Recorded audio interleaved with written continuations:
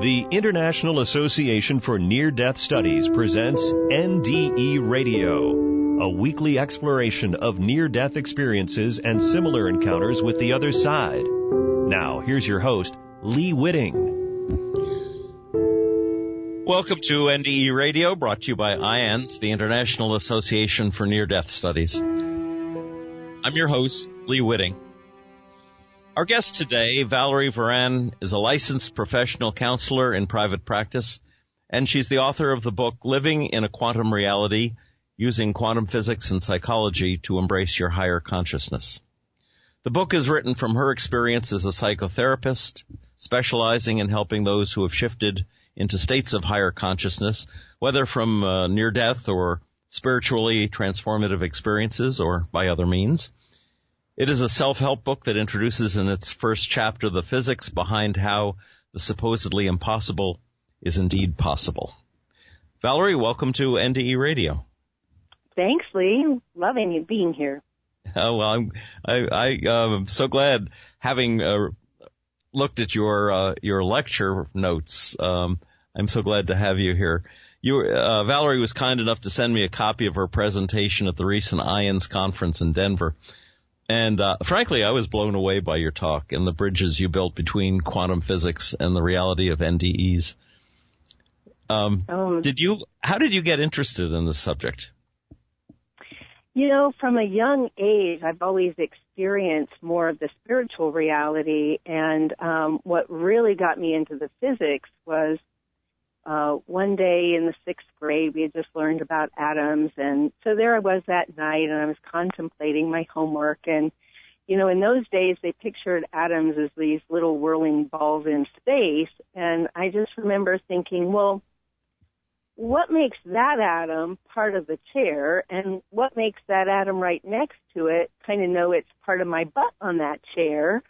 And then all of a sudden, I had this spiritual download, I call them. You know, I'm sure many of these listeners have had the same, but where all of a sudden you just get downloaded all of this information about, you know, life and consciousness and how all is alive and conscious, and it just really helped me understand what I had already experienced as a child, but it also helped me understand that science, and then later on I would know the field of physics was going to be maybe where my answers lie, because, right, so many of us that have these experiences, we want answers, and so we go on these searches. Right. You know, a few shows back I interviewed Raymond Moody, who postulates we need to invent a new language for talking about near-death experiences. A language that encompasses what the rational mind would call contradictory. He calls it nonsense. But in your talk, you quote W.A. Tiller as saying about the same thing. And to read that back to you, you wrote that Tiller writes, "As we evolve to higher and higher states of consciousness, it will be necessary for us to invent new words that contain room for ambiguity, like fuzzy logic or metaphors, because we have little experience with the new territory, and the listener is likely to be at a different level in the consciousness band than ourselves." And I was wondering, do you think that math and the language of quantum physics can fill that role? I do, and I think the reason that I quote William Tiller, and I love William Tiller, I started first seeing him at the IANDS conferences, International Society for the Study of Subtle Energy and Energy Medicine, and, you know, he's from Stanford, he's a material scientist, for goodness sake. I mean, you know, bred to know materials, and yet here he is taking us into the quantum.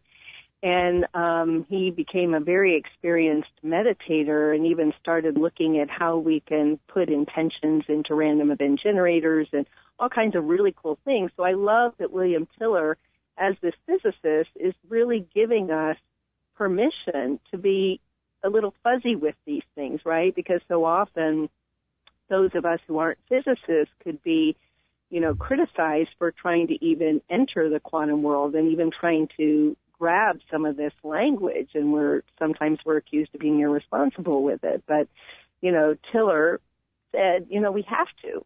We absolutely have to. I agree. Now, also in your talk, you listed several mystical experiences, and I'm going to read the list back, and then I'm going to ask you a question. Examples of mystical experiences include near-death experience, out-of-body experience, a spiritually transformative experience, unitive peak experience that delivers a sense of oneness and beingness, psychic opening, non-local, multidimensional experiences such as precognition, clairvoyance, seeing ghosts, Kundalini awakening, synchronicities, visions of past or other dimensional life, and realms of energy. And my question is, do all these experiences usually involve light? Oh, great question. I could say yes and no, because when we really go down this quantum rabbit hole, you're going to really see where I come from in that, you start having this appreciation for all is light. And light that is such this beautiful array of frequencies and bandwidths. And not only that, we learn that light is holographic. And the cool thing about hologram in this quantum language is that within every part lies the information for the whole. And I love that because, and here's where it links to the list that you just gave, that means that each one of us have access to the whole.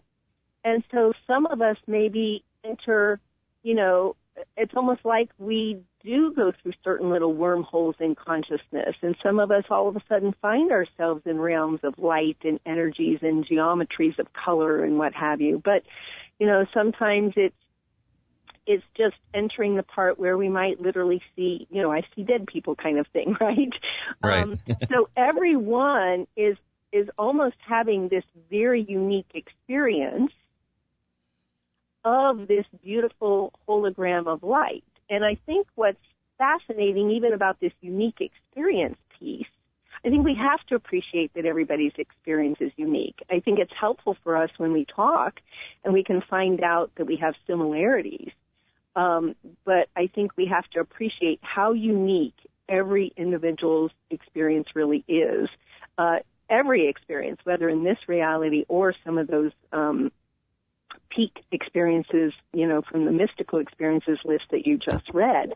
And I think it has to do with that nature of the hologram and nature of the energy. Like in physics, they tell us that each of us has a very unique kaleidoscope of energy that then that guides as a template, that guides our physical body construction.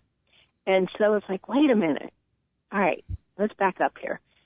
Physics is saying we all have these unique kaleidoscopes of energy.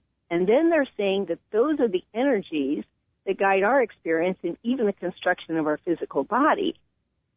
And so doesn't that make sense that we're all going to experience all reality uniquely, but that even when we start having these mystical experiences, those are going to be unique, but they're going to be tapping into this amazing wholeness in our unique way.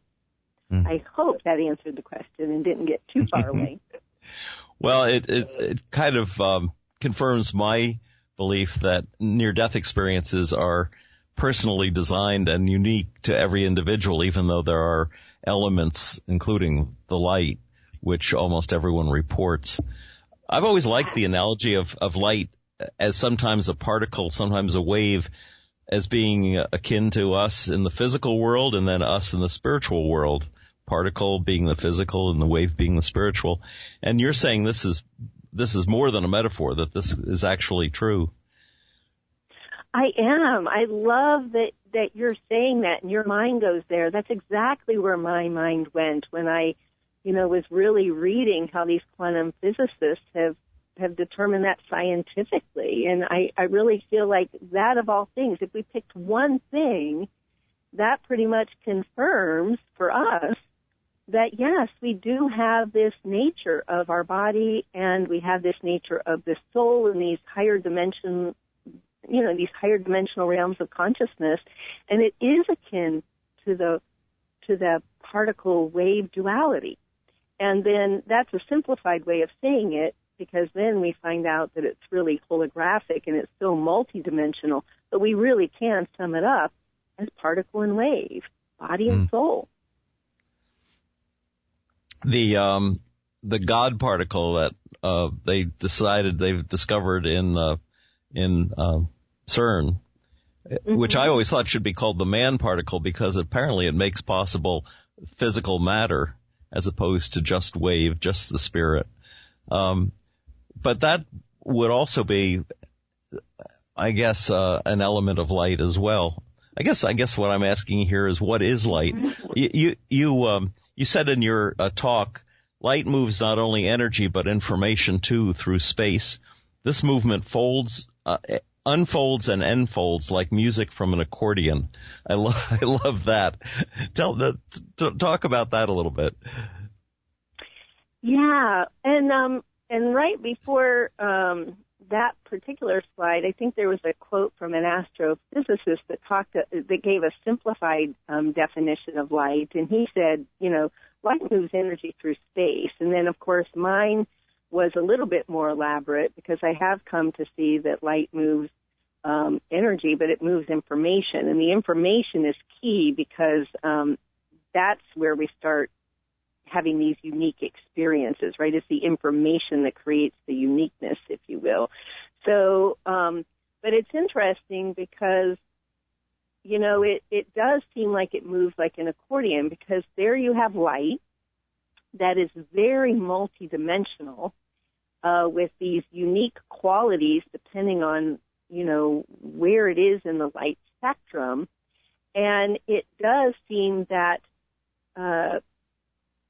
as it comes into physical reality, there's this breathing out, right, which mystics have talked about. And then there's this breathing in.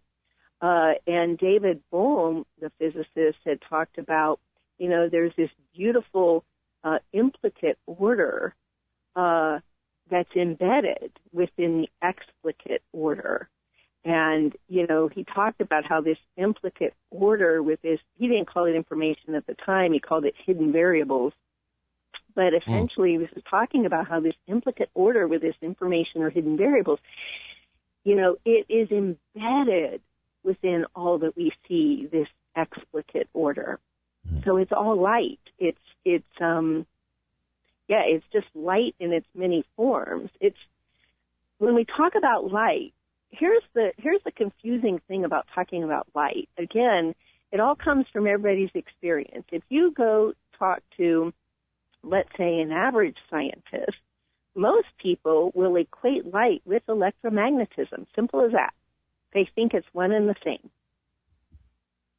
Now, okay, we could say, well, if light is electromagnetism, look at how wide that array, the electromagnetic spectrum, is quite wide, right? And the portion that we see is just this tiny, tiny, tiny, tiny little sliver, right? It's the rainbow of color from red to violet.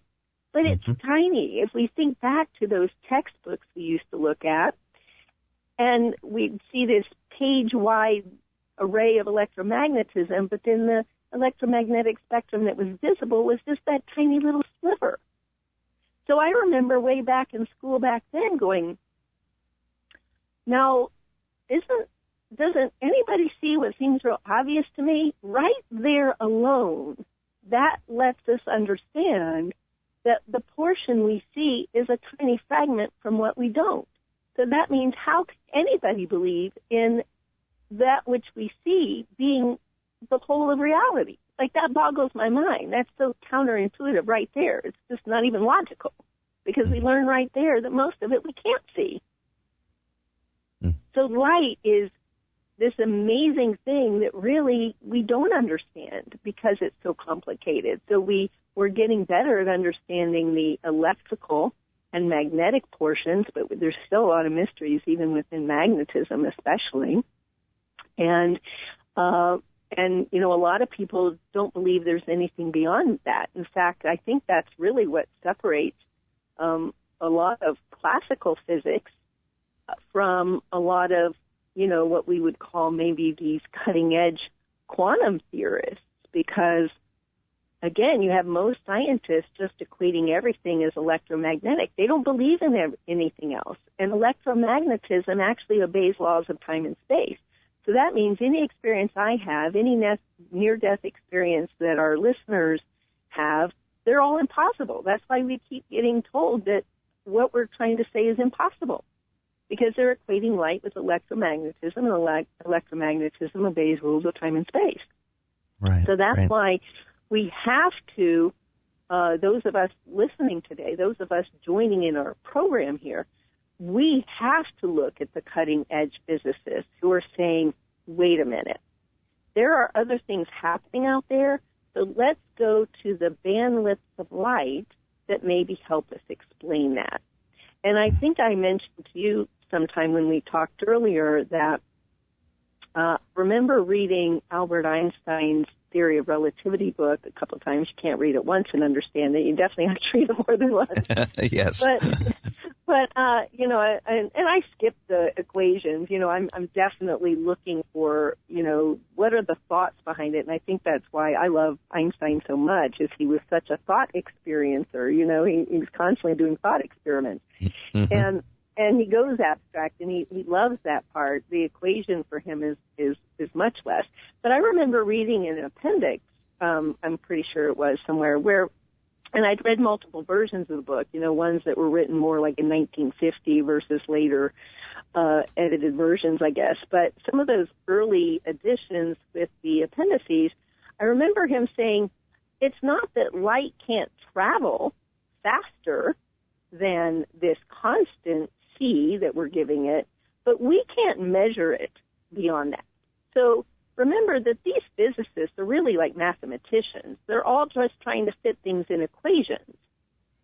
And that's why, light way back when, everybody started, forgetting that it might be possible that light could travel faster than, quote, quote, the speed of light. But even Einstein way back when said, yeah, it can. I'm sure it can. But we can't measure it. But you know what? Today, we're starting to go there. The quantum edge physicists are really starting to talk about superluminal photons or photon tunneling or some of these things. So let's just summarize by saying light is still mysterious.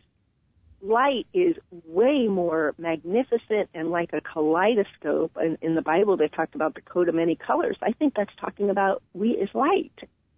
And we mostly don't know this light, and scientifically, most of them are just really playing around with the electromagnetic spectrum. So no wonder they don't get what we're talking about.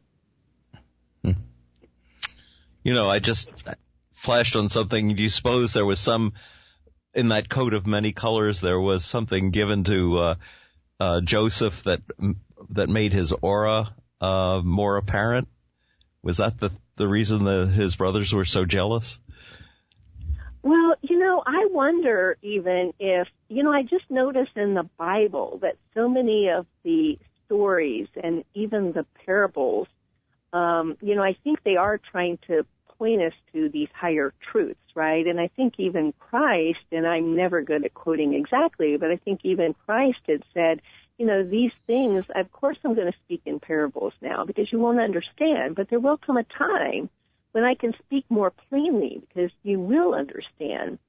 And he also said, right, these things I do, you also will do and more.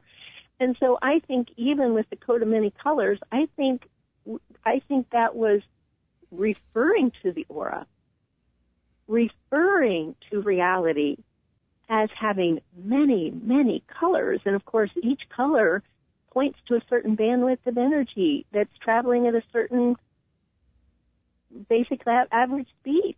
And that's right. That's it. Right. It's interesting that the near-death experience says that the near-death experiencer comes back saying God is light. And they also say that God is timeless. And yet electromagnetic light depends on time. It's interrelated to time. So I agree with you. There are probably many more spectrums of light than we are capable of seeing or even understanding at this point. Well, exactly, and especially when it goes, so far beyond our experience and, our human ability to even logically deduce any of these things. I've come to see, so let's say we say this coat of many colors, or we can, we can imagine a rainbow, and of course, right, many near-death experiencers or people who have had mystical experiences, they will describe colors that don't exist in this plane. So what's cool about that is that even with our rainbow of colors, right, even with our visible light spectrum, like red is a certain bandwidth and it's slower, right, and then it gets faster when you get to orange, when you get to yellow, green, right, heading up to violet. Each is showing that now you've taken a quantum leap, right? It's all of a sudden you have this transition into this other frequency of color. And so there you are traveling higher frequency. And higher the frequency you go, the more energy that it has. And so here you have this bandwidth that, like you said, it's just so beyond our human ability to understand. And the cool thing is, the slower the energy goes, I think, in my book, Living in a Quantum Reality, I put out this thought that, so there we have this light, this energy that we call God. And as we know, energy is transduced from one form to another. So I think, there it is getting transduced, which means basically keeps going down the frequency band ladder, right? And look at how many times we've used the parable about ladders in the Bible, yes. or yes. In the right? So I think there's a ladder of energy, and each time we go down a rung, it's like going from violet down to then yellow, orange, red. We're coming down the rung, energy is transduced down, and when it's transduced down, it's getting slower and slower and slower and slower. And so then you take Einstein's theory of relativity, and all of a sudden you go, wait a minute. We look like we are standing still. We look like we're having this material reality and that we're just standing still because of our relative motion.